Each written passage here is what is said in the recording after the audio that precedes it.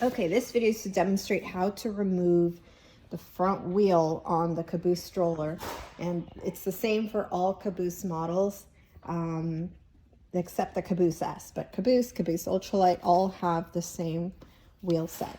So all you're going to do is look in between the wheel. There's a plastic housing here. In the center there is an opening. When you press inside, you'll feel like a plastic tab. All you want to do is you want to push on that tab and then pull the wheel at the same time. So you're going to push and then pull off. To install the wheel, you're simply going to insert it right back into that bar and you feel the click, and now it's locked again. That's it.